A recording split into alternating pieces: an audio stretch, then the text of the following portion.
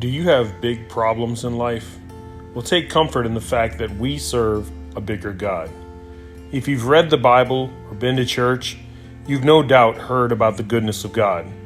The Bible describes a compassionate, gracious, forgiving, and loving God who defends the poor and the weak. Over and over again, we hear stories of God's amazing power and authority.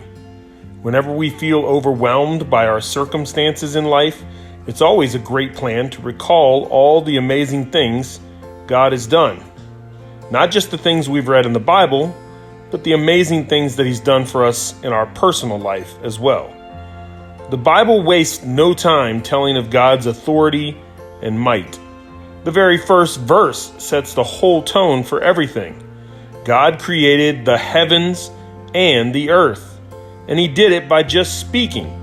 How amazing is that?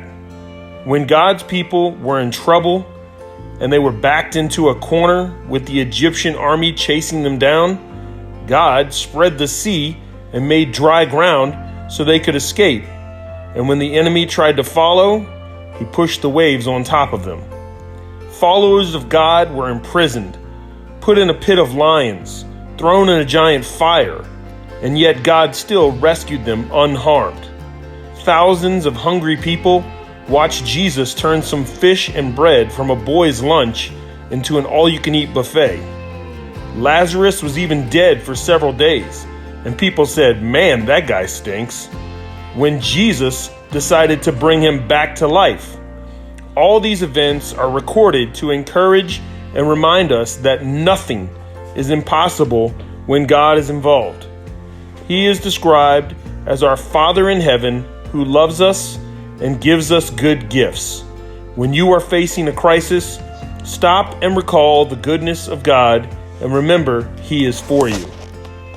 God, I thank You for who You are, and I thank You that You love me and You want what's good for me. Lord, let me always remember Your goodness.